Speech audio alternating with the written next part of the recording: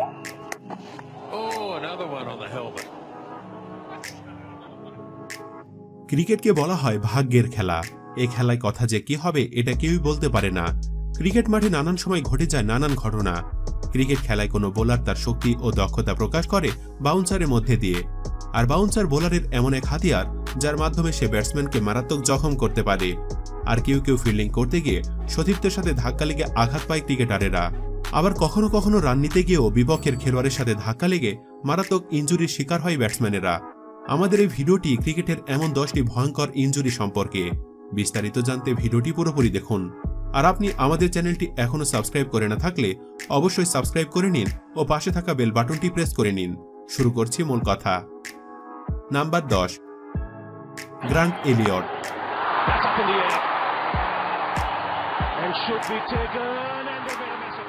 কথায় আছে ক্রিকেট হলো ভাগ্যের খেলা। ক্রিকেটে এমন অনেক ঘটনা আছে যখন খেলোয়াড়রা তাদের খারাপ ভাগ্যের শিকার হয়ে যায়, আর এই ঘটনায় তাদের মারাত্মক আঘাতের শিকার হতে হয়। এমন একটি ঘটনা ঘটেছে ইন্ডিয়া বনাম নিউজিল্যান্ডের ম্যাচে। তখন ব্যাটিং করছিলেন Indian batsman Yuvraj Singh. Team সাউদির bouncer বলে একটি পুল শট খেলেন যুবরাজ, আর ব্যাটের কানায় লেগে বল উপরে উঠে যায়।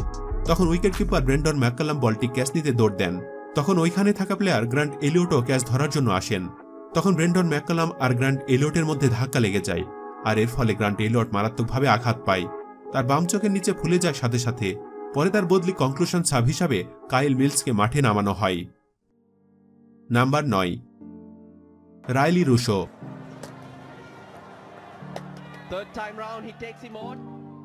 ইয়র্কার গুরু হিসাবে শ্রীলঙ্কান পেসার লাসিথ মালিঙ্গা বেশ পরিচিত সবার কাছে। একটি ক্রিকেট লিগের ম্যাচে লাসিথ মালিঙ্গার করা একটি দ্রুতগতির একটি বাউন্সার বল গিয়ে আঘাত করে রাইলি রুশোর মুখে, আর বলের আঘাতে রাইলি রুশো রক্তাক্ত হয়ে যায়।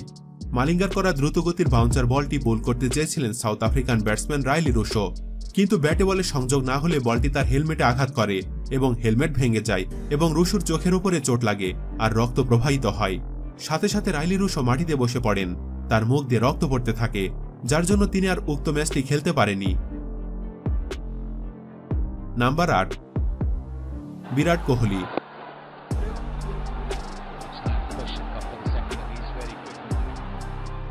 ক্রিকেট খেলায় প্রতিটি খেলোয়াড়ের সতীর্থ খেলোয়াড়ের সাথে মিলেমিশে থাকতে হয়, আর খেলা চলার সময় তো এর প্রয়োজন আরও বেশি পড়ে। বিশেষ করে ব্যাটিংয়ের সময় এর প্রয়োজন বেশি পড়ে, কারণ ব্যাটসম্যানদের মধ্যে একবার মিসকমিউনিকেশন হয়ে গেলে রান আউট হওয়ার সুযোগ থাকে। এটি পাকিস্তান বনাম ইন্ডিয়ার মধ্যকার একদিনের ম্যাচের ঘটনা। পাকিস্তানি ব্যাটসম্যান ওমর আকমল লেগ সাইডে একটি শট খেলে রান নিতে থাকে, আর বল ধরতে গিয়ে বিরাট কোহলি আর রোহিত শর্মার মধ্যে ধাক্কা লেগে যায়। ধাক্কা লাগার ফলে বিরাট আর রোহিত দুইজন গিয়ে দুই দিকে পড়ে যায়। ধাক্কাতে রোহিত শর্মা তেমন আঘাত না পেলেও বিরাট কোহলি অনেক আঘাত পায়। বিরাট কোহলিকে অনেকক্ষণ মাটিতে শুয়ে থাকতে দেখা যায়। ধাক্কা লাগার ফলে বিরাট কোহলি মাথায় ব্যথা পায়। Number 7, Daniel ফ্লাইন।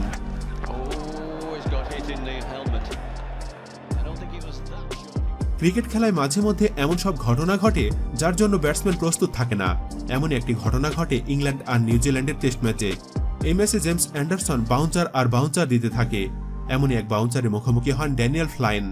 ওই বলটি খেলতে গিয়ে ব্যর্থ হন এবং বলটি সরাসরি তার হেলমেটে গিয়ে আঘাত করে। বলের এত গতি ছিল যে তার মুখে লাগার পরে সামনের দুটি দাঁত ভেঙে যায়। তিনি আহত হয়ে মাটিতে লুটিয়ে পড়েন। হেলমেট সাধারণত একজন ব্যাটসম্যানের সুরক্ষার কাজ করে থাকে, কিন্তু ড্যানিয়েলের কপাল এত খারাপ ছিল যে হেলমেট তাকে আঘাত থেকে বাঁচাতে পারেনি। নাম্বার 6, ইরফান পাঠান।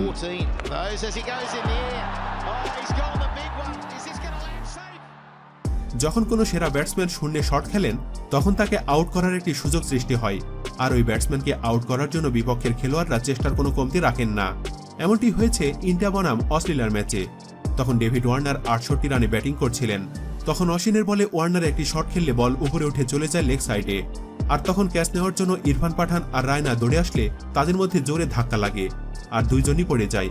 এর ফলে রায়না থেকে বেশি আঘাত পায় Irfan Pathan. Number 5, Mitchell McClenaghan.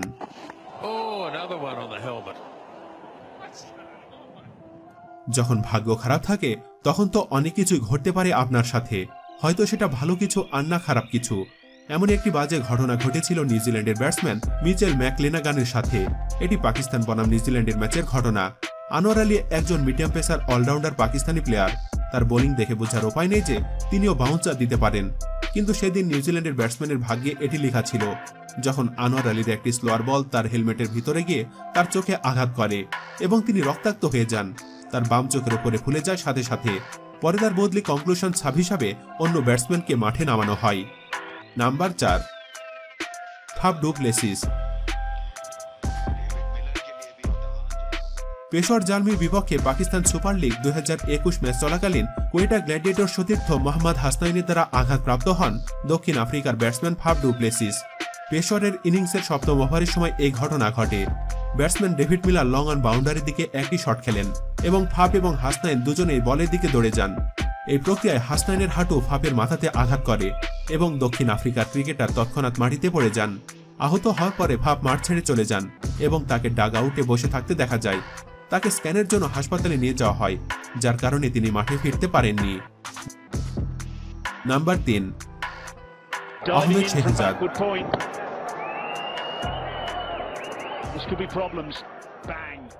ক্রিকেটে যারা ফিল্ডিংয়ে বেশ পটু তাদেরকে স্লিপ পজিশনে অথবা সিলি পয়েন্টে দাঁড় করানো হয়, যাতে তারা বেশি করে রান আউট বা ক্যাচ ধরতে পারে। কিন্তু এই পজিশনে দাঁড়িয়ে থাকা প্লেয়ারের সাথে ব্যাটসম্যান ধাক্কা লাগে। এমনই একটি ঘটনা ঘটে পাকিস্তান বনাম সাউথ আফ্রিকার ম্যাচে। ব্যাট করছিলেন পাকিস্তানি ব্যাটসম্যান মিসবাউল হক।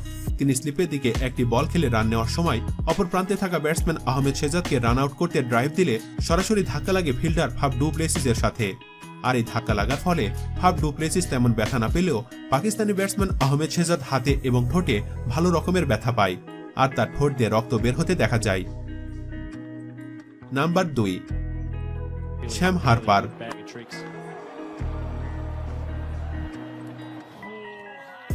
এবারের ঘটনাটি বাকি সব ঘটনা থেকে আলাদা, কারণ এই ভিডিওতে ব্যাটসম্যান আর বোলারের মধ্যে ধাক্কা লাগে। এটি বিগ ব্যাশ লিগের মেলবোর্ন রেনেগার্ডস বনাম হোবার্ট হ্যারিকেনসের ম্যাচের ভিডিও ক্লিপ। ব্যাটসম্যান শ্যাম হারপার একটি শট খেলে রান নিতে দৌড় দিলে বোলার নাথান এলিস যখন ফিল্ডারের করা থ্রো ধরতে স্ট্যাম্পের কাছে আসছিল, ঠিক তখনই পিছন থেকে আসা ব্যাটসম্যান শ্যাম হারপার বোলার নাথান এলিসের ওপর দিয়ে সে মাটিতে পড়ে যায়। পরে আঘাতজনিত কারণের জন্য সে মাঠ ত্যাগ করে প্যাভিলিয়নে চলে যায়, আর পরে তাকে হাসপাতালে পাঠানো হয়। এই ঘটনার জন্য দায়ী কে বলে আপনি মনে করেন? ভিডিও কমেন্ট বক্সে কমেন্ট করে জানিয়ে দিন। নাম্বার 1, দিমুথ করুণারত্নে। এটি অস্ট্রেলিয়া শ্রীলঙ্কার মধ্যকার দ্বিতীয় টেস্ট ম্যাচের ভিডিও ক্লিপ। মুহূর্তের জন্য হলেও ফিল হিউজের স্মৃতি ফিরিয়ে এনে দিলেন শ্রীলঙ্কান ওপেনার দিমুথ করুণারত্নে। ক্যানবেরার মানুকা ওভালে অস্ট্রেলিয়ান ওপেনার প্যাট কামিন্সের বাউন্সারের আঘাতে মাঠে লুটিয়ে পড়েছিলেন তিনি। 31তম ওভারের খেলা চলছিল তখন। 85 বলে 46 রান নিয়ে ওভারের চতুর্থ বলে প্যাট কামিন্সকে মোকাবেলা করলেন করুণারত্নে। তখনই অজি পেসার প্যাট কামিন্সের 142 কিলোমিটার বেগে লাফিয়ে ওঠা বল এসে লাগে শ্রীলঙ্কান ওপেনারের পেছনের ঘাড়ে। অবস্থা বেগতিক দেখে শ্রীলঙ্কান ডাক্তারের সঙ্গে মাঠে ছুটে আসেন অস্ট্রেলিয়া দলের ডাক্তারও। মাঠে কিছুক্ষণ শস্ত্রসার পর দ্রুত ট্রেচার করে মাঠ থেকে হাসপাতালে নিয়ে যাওয়া হয় লঙ্কান ওপেনারকে। প্রিয় ভিউয়ার্স, ক্রিকেটে 10টি ভয়ঙ্কর ইনজুরির মধ্যে কোনটিকে আপনার কাছে সবচাইতে বিপজ্জনক মনে হয়েছে ও আপনাকে কষ্ট দিয়েছে? অবশ্যই ভিডিওর কমেন্ট বক্সে কমেন্ট করে জানিয়ে দিন সেই খেলোয়াড়ের নাম। ভিডিওটি ভালো লেগে থাকলে অবশ্যই একটি লাইক দিন ও অনেক শেয়ার করুন। ক্রিকেটের আরও এমন নানান অজানা সব তথ্য নিয়ে নিয়মিত ভিডিও পেতে ও ক্রিকেট গল্প জানতে আমাদের চ্যানেলটি সাবস্ক্রাইব করে আমাদের সাথে থাকুন। ধন্যবাদ।